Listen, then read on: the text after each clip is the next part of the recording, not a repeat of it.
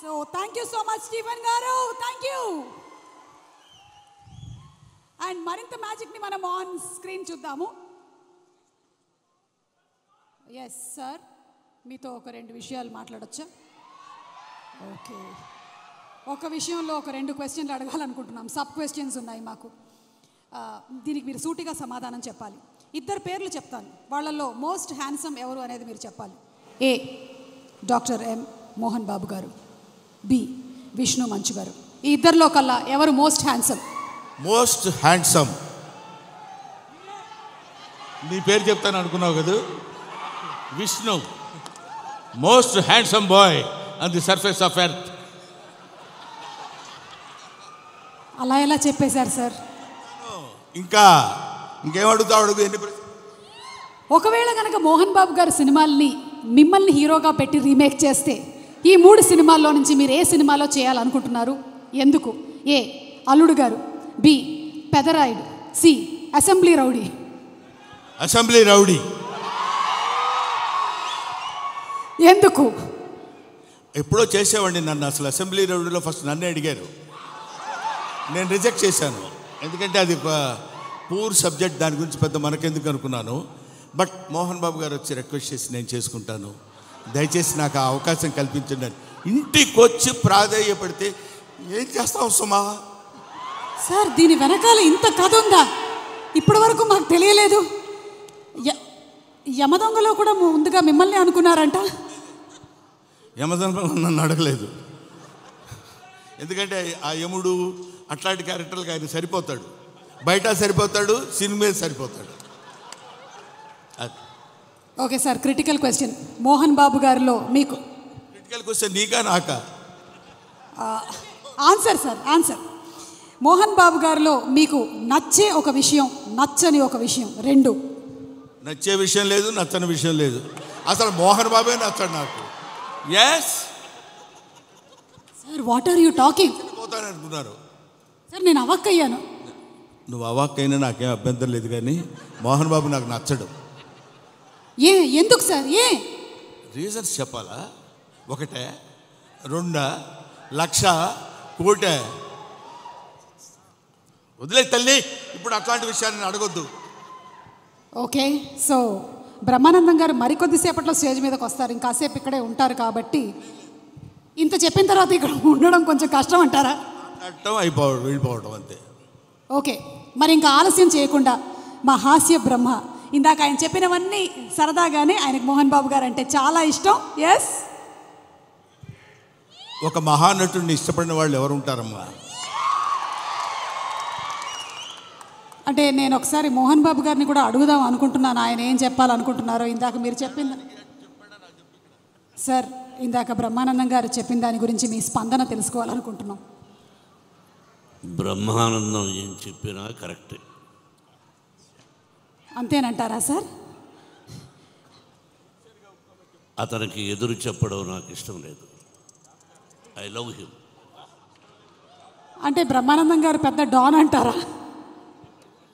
నేను భయపడుతూ ఉంటాను. బ్రహ్మానందం గారు అంటే మోహన్ బాబు గారు భయపడుతున్నారంటే ఇంకా నేను బ్రహ్మానందం గారంటే భయపడ్డు, నిజానికి భయపడతాడు. బ్రహ్మానందం అంటే నిజం, నిజం అంటే బ్రహ్మానందం. కాబట్టి మరి ఇక ఆలస్యం చేయకుండా మా హాస్య బ్రహ్మ, the Guinness book of world record holder, అలాగే పద్మశ్రీ అవార్డీ బ్రహ్మానందం గారిని సాధారణంగా వేదిక మీదకి రావాల్సిందిగా రిక్వెస్ట్ చేస్తున్నాము. కన్నప్ప సినిమాలో మనకి ఒక విభిన్నమైనటువంటి పాత్రతో కనిపించబోతున్నటువంటి బ్రహ్మానందం గారికి సాదర స్వాగతం పలుకుతూ కనిపిస్తున్నాము. And escorting him on stage మా Vishnu garu, hard work and డెడికేషన్కి కేర్ ఆఫ్ అడ్రస్, అలాగే మా అసోసియేషన్ ప్రెసిడెంట్గా కూడా ఎన్నో అద్భుతమైనటువంటి కార్యక్రమాలను చేస్తూ త్వరలోనే రిలీజ్ అవుతున్నటువంటి ఈ సినిమా విష్ణు గారికి చాలా పెద్ద సక్సెస్ అవ్వాలని మనస్ఫూర్తిగా కోరుకుంటూ ఉన్నాము. బ్రహ్మానందం గారు, మీకు స్వాగతం. అండ్ అలాగే ఇప్పుడే ఇక్కడికి విచ్చేసినటువంటి చిన్ని ఆశ, చిన్నదాని ఆశ రోజా గారు, మన మధుబాల గారు, రోజా మూవీ మధుబాల గారికి స్వాగతం పలుకుతున్నాము. మధుబాల గారు, very very hearty welcome to you.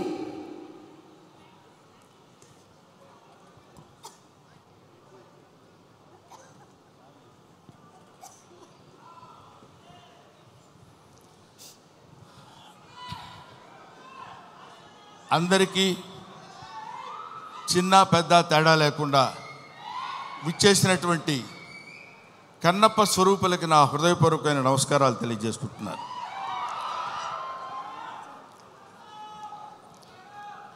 వీడికి ఏం పోయే కాలం ప్యాంట్ షర్ట్ వేసుకొని రావచ్చు కదా అనుకోవచ్చు అందరూ.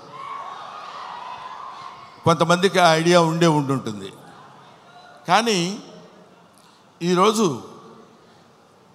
ఈ సభ శివతత్వానికి సంబంధించిన సభ, శివుడికి సంబంధించిన సభ, శివ మహత్యానికి సంబంధించిన సభ కాబట్టి ఆయన గురించి మాట్లాడేటప్పుడు ఒళ్ళే కాదు, మనం ధరించిన బట్టలను కూడా జాగ్రత్తగా ఉంచుకోవాలేమో అన్న అభిప్రాయంతో వచ్చాను ఇలాగ. తర్వాత ముందుగానే మీ అందరికీ నేను విన్నవించుకునేది ఏంటంటే, నేను మాట్లాడే మాటల్లో ఏమైనా పొరపాట్లు కానీ తప్పొప్పులు కానీ మీకు నచ్చని విషయాలు కానీ ఉంటే, నాకంటే ఆల్మోస్ట్ ఇక్కడ ఉన్న వాళ్ళందరూ వయసులో చిన్నవాళ్ళే అనుకుంటాను, పెద్ద హృదయాలతో మన్నించండి. ఒకటి. నెంబర్ 2, కన్నప్ప ఈ సినిమా మోహన్ బాబు గారు ఎందుకు తీశారబ్బా అని అనుకున్నా ఒకసారి.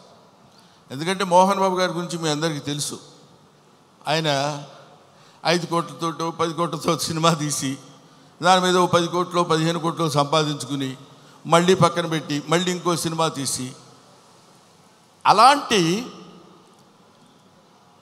డబ్బుకి అతి ప్రాధాన్యత ఇస్తూ గౌరవించేటువంటి వ్యక్తి మోహన్ బాబు గారు. నాకు తెలుసు 200 కోట్లు పెట్టి ఈ సినిమా ఈయన ఎందుకు ప్లాన్ చేశాడు అనే ఆలోచన చేస్తే, ఈ ఆలోచన ఆయనది కాదు, ఈ ఆలోచన ఆయనకు వచ్చినటువంటి ఆలోచన కాదు, సకల సృష్టి స్థితి లయకారుడైన ఆ పరమేశ్వరుని ఆలోచన అతనిలో సంక్రమించిందేమో.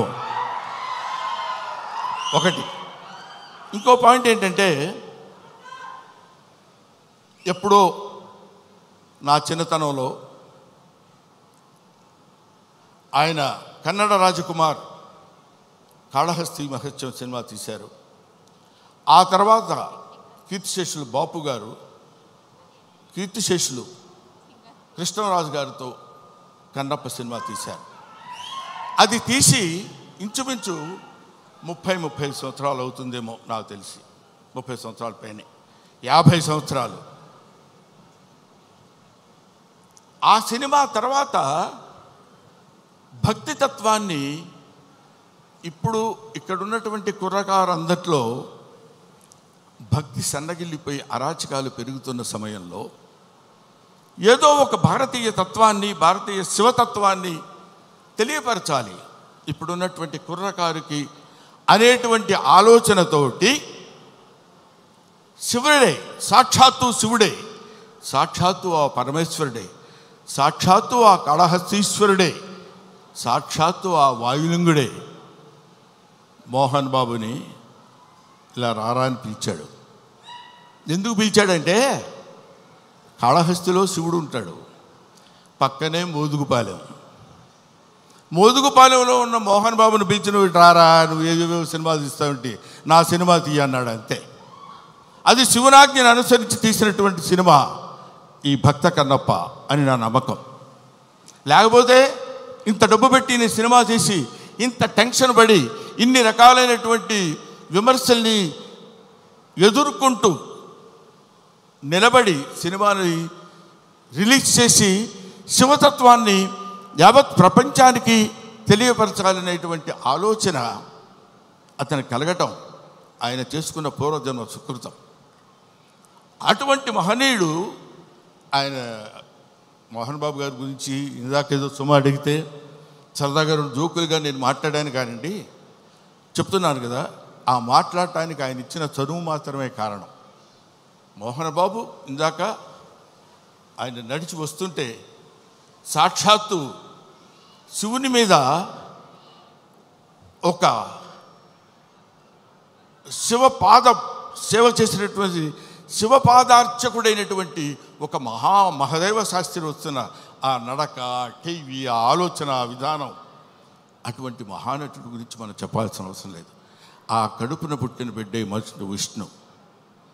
అతన్ని కన్నప్పగా ఎన్నుకుని వీళ్ళందరూ చాలామంది ఏమనుకుంటారంటే మనం ఈ సినిమాలో యాక్ట్ చేసాం, శరత్ బాబు గారు, మోహన్ లాల్ గారు, లేకపోతే ఇంకొక అక్షయ్ కుమార్ గారు, ముఖేష్ గారు, వీళ్ళందరూ సినిమాల్లో యాక్ట్ చేశారని అనుకున్నారు. కానీ వీళ్ళందరూ యాక్ట్ చేయబడ్డారు.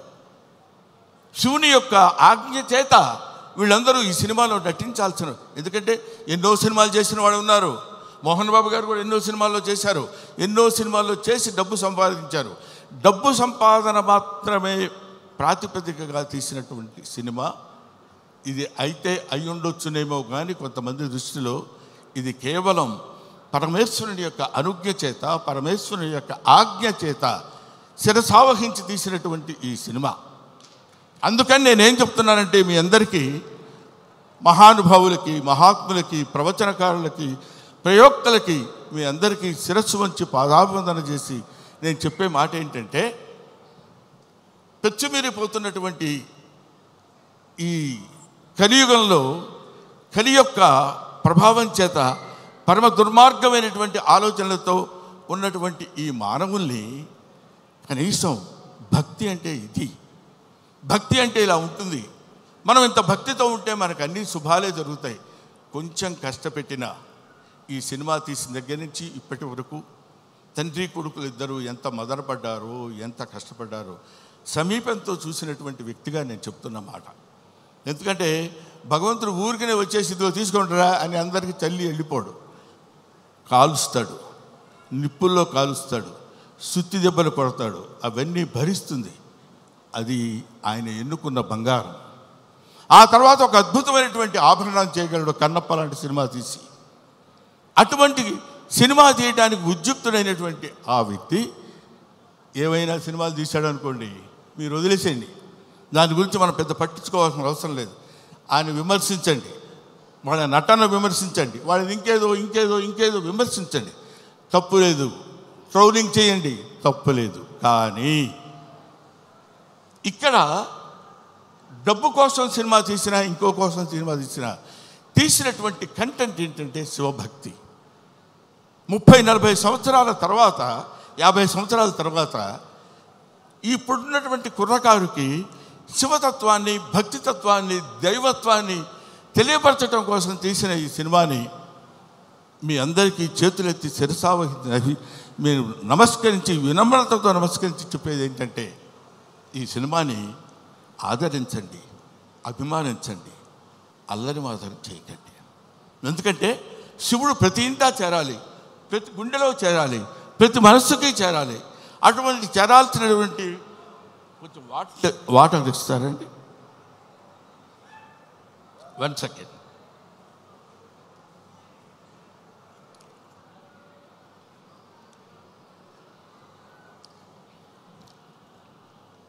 ప్రతివాడి హృదయంలో చేరాలి. ప్రతివాడి హృదయంలో ఉన్నటువంటి అద్భుతమైనటువంటి దీపాన్ని వెలిగించేటువంటి ప్రయత్నం చేశారు. కాబట్టి ఈ సినిమా దిగ్విజయంగా ఉండాలని మనస్ఫూర్తిగా కోరుకుంటున్నాను. పైగా ఈ సినిమా ఎందుకు ఆడాలని నేను కోరుకుంటున్నాను అంటే, ఇది కేవలం మహోన్నతమైనటువంటి భక్తుల గురించి చెప్పేటువంటి సినిమా మాత్రం కాదు. దూర్జటి మహాకవి, శ్రీకాళహస్తిలో ఉన్నటువంటి దూర్జటి మహాకవి ఆయన చెప్పింది ఏంటంటే, రే ఏంటేంటో వేదాలు, పుణ్యాలు, పునస్కారాలు, హోమాలు ఇవన్నీ చేయటం కాదురా. అవన్నీ తెలియని వాళ్ళు కూడా చాలామంది ఉన్నారు. అవన్నీ తెలియని మనుషులు ఉన్నారు. అవన్నీ తెలియని జంతువులు ఉన్నాయి. అవన్నీ తెలియని పురుగులు, పాములు ఉన్నాయి. అవన్నీ తెలియని క్రిమి కీటకాలు కూడా ఉన్నాయి. వీటన్నిటికీ నేను మోక్షాన్ని ఇవ్వగలను. ఏ వేదంబు పఠించలోత. సాలెపురికి ఏ వేదం చదువుకుంది? భుజగం ఏ శాస్త్రములు చూచాను. పాము ఏ శాస్త్రములు చూచింది? తాను ఏ విద్యాభ్యసనం వచ్చే కరి. ఏనుగు వెళ్ళిపోయి ఏ విద్యాభ్యాసనం చేసింది? చెంచు ఏ మంత్రం ఊహించాను. చెంచు ఏ మంత్రం ఊహించాడు? వాడికి ఏం తెలుసు? ఏమీ తెలియదు. బోధావిర్భావ నిదానములు చదువులయ్యా కాదు అని చెప్తున్నాడు. బోధావిర్భావ నిదానములు చదువులయ్యా కావు, నీ పాద సంసేవనాసక్తియే గాక జంతు తతికిన్ శ్రీకాళహస్తీశ్వరా. అది ఆయన చెప్పింది. అటువంటి ఆటవిక మానవుడు యొక్క పాత్రని పోషించేటువంటి మా మంచు విష్ణు ధన్యజీవి. ధన్యజీవి. ఎవరో ఎందరో మహానుభావులు పోషించేటువంటి పాత్ర. ఇప్పుడు అతని పాత్ర పోషణ ఎలా ఉందో నేను చెప్పడం, ఆర్టిస్టుల పాత్ర పోషణ ఎలా ఉందో నేను చెప్పి ఈ సినిమా మీరు చూడండి, మోహన్ బాబుకు బోల్డెంత డబ్బులు ఇవ్వండి అని చెప్పడానికి మాత్రం నేను ఇక్కడికి రాలేదు. అటువంటి పాత్రలు, అరుదైన పాత్రలు లభించేటువంటి శక్తి కుర్రకారుగా ఉన్నటువంటి ఆ వ్యక్తికి లభించడం ఒక అదృష్టం. పోతే ఈ ఈ ఈ సినిమాలో చాలామంది నటించారు. అందరి నటన గురించి ఒక్కొక్కళ్ళ గురించి నేను చెప్పడం కంటే, భక్తి అంటే మనందరం ఏమనుకుంటామంటే, ఆ స్వామి దగ్గరికి వెళ్ళి శనివారం నాడు స్నానం చేసి, అయ్యో శుక్రవారం అండి వాళ్ళు ముట్టుకోను, గురువారం నాన్ వెజిటేరియన్ తిన్నావా, don't bring the God to kitchen level అన్నాడు వివేకానందుడు.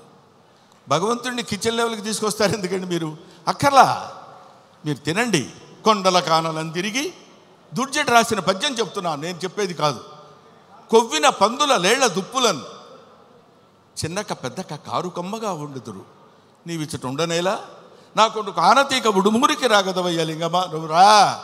మా చిన్నక్క పెద్దక్క ఉన్నారు, దుప్పి మాంసం, వేట మాంసం, పంది మాంసం తీసుకొచ్చి పెడతాను నీకు. కొవ్విన పందుల లేళ్ల దుప్పులు అంటే నువ్వు తినేటువంటి ఆహారంలో ఉన్నటువంటి విశిష్టత గురించి నీకు నేను సమర్పిస్తాను. సమర్పణలో ఉన్నటువంటి ఆత్మ సమర్పణలో తనకు కలిగినటువంటి భావాన్ని పాదాల దగ్గర చేసి ఆత్మ నివేదన చేసుకున్నప్పుడు శివుడు అనుగ్రహిస్తాడు. బావా దేవుడే లేడంచు దూషించు దుష్టాత్మడని అన్నాడు కన్నప్ప. అటువంటి వాణ్ణి కూడా మార్చి తన వైపు తిప్పుకొని, ఒరే నన్ను ఆశ్రయించు, నీకెవడో దిక్కులేనప్పుడు నేనున్నాను నీకు. ఎందుకంటే ఇంకా ఆయన గురించి చెప్పాలంటే అద్భుతమైన విషయాలు ఎన్నో చెప్పొచ్చు. అందరూ కాదని కింద పడేస్తే చనిపోయిన శరీరాన్ని నేనున్నాను రా నీకు అని అక్కున చేర్చుకునేటువంటి మహానుభావుడు ఆ పరమేశ్వరుడు శివుడు. ఎవ్వడు వద్దొద్దు అయిపోయాడు తీసి పడేయండి కింద అంటాం మనం, మన ఇంట్లో వాళ్ళనే మనం అంటాం. అటువంటి వాళ్ళని అందుకనే దాన్ని ఏమంటారంటే, అధికుడని అధముడని నరుని దృష్టిలోనే భేదాలు, శివుని దృష్టిలో అంతా సమానులే. కాబట్టి అక్కడ ఇచ్చట అస్పృశ్యత సంచరించుటకు తావే లేదన్నాడు జాషువా. ఇక్కడ అబ్బాయి నేను వీడు ఫలానా క్యాస్టోడు నేను వీడిని ముట్టుకొని అని ఉండదు.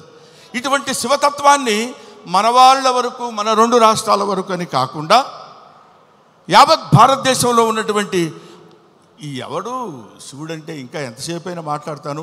కాకపోతే సుమ లక్కీగా ఇక్కడ లేదు. కాబట్టి ఎందుకంటే మీ అమ్మా నాన్న ఎవరంటే ఫలానా అని చెప్తాం, వాళ్ళ అమ్మా నాన్న ఎవరంటే ఫలానా వాళ్ళని చెప్తాం, వాళ్ళ అమ్మా నాన్న అని చెప్తాం. అలా వెళితే అసలు మీ అమ్మా నాన్నలు ఎవరంటే వాగర్ధావివ సంపృక్తవు వాగర్ధ ప్రతిపత్తయే జగతఃపితరవు వందే పార్వతీ పరమేశ్వరవు. జగత్తుకే తల్లిదండ్రులైనటువంటి వాళ్ళు పార్వతీ పరమేశ్వరుడు. ఆ పార్వతీ పరమేశ్వరుల యొక్క అంశ చేత, నానా ఇది క్రిమి సాలెపురుగు, దీనికి మోక్షాన్ని ఇచ్చాడు. అది కీటకం పాము, దానికి మోక్షాన్ని ఇచ్చాడు. అది జంతువు ఏనుగు, దానికి మోక్షాన్ని ఇచ్చాడు. నాగరికత లేనటువంటి మనిషి, అడవి మనిషి, వాడికి మోక్షాన్ని ఇచ్చిందే కాకుండా శ్రీశైల మహాక్షేత్రంలో తన శిరస్సు మీద పెట్టుకున్నాడు. అదిగో కన్నప్ప గుడి అని మనం చూస్తాం.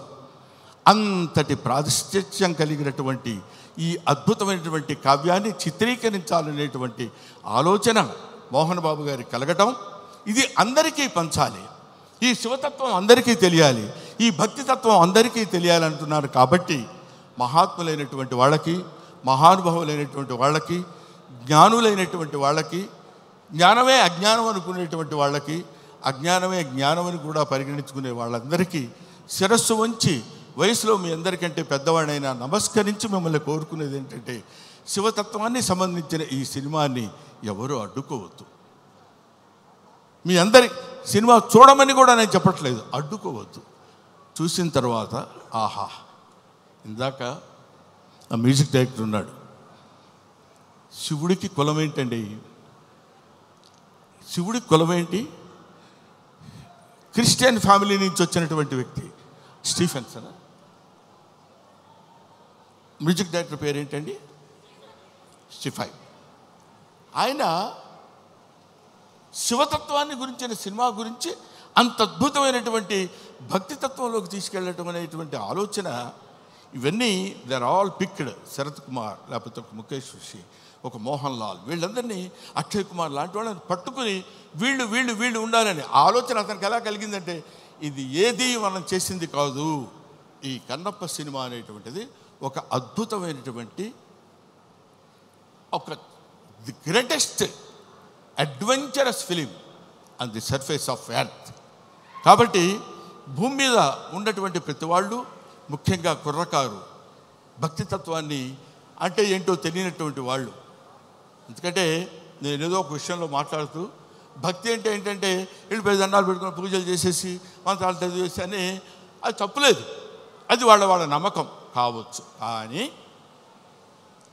మనకి జన్మనిచ్చినటువంటి దేవుణ్ణి నిరంతరం, అదే కన్నప్ప సినిమాలో ఒక పాటలు చూశాను నేను, అన్నం ముద్దలో దేవుడిని చూస్తాడు, సగం నరకబడిన కొయ్యలో దేవుడిని చూస్తాడు, ప్రతి చోట దైవాన్ని దర్శించుకునేటువంటి స్థితిని కల్పించటమే భక్తి.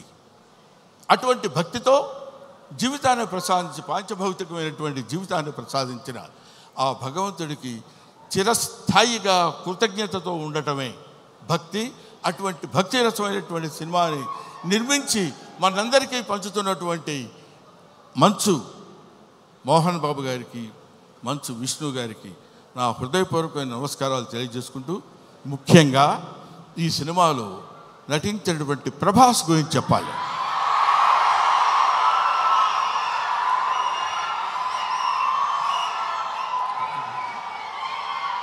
ప్రభాస్ అంటే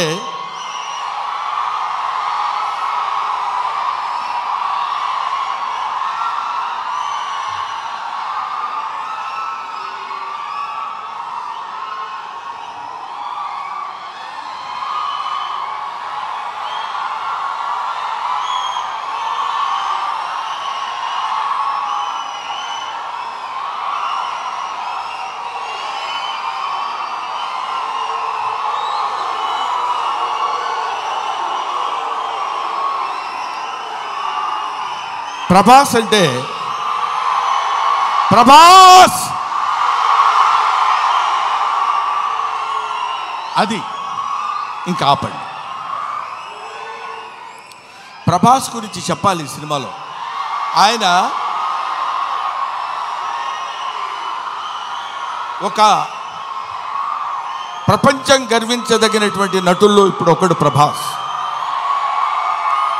ఈ సినిమాలో ఆయన ఎందుకు అంగీకరించాడంటే, సినిమాలో ఆయన డబ్బు కోసం అంగీకరించలేదు, ఏదో ఈ సినిమాలో ఒక అద్భుతమైన క్యారెక్టర్ చేయాలని ఆయన అంగీకరించలేదు. ప్రభాస్ ఒక మానవతా విలువలు కలిగిన మనిషి, ఒక మంచి మనిషి, ఎవరైనా ఏదైనా చేయిజాప అడిగితే కాదనేటువంటి వ్యక్తి కాదు ప్రభాస్.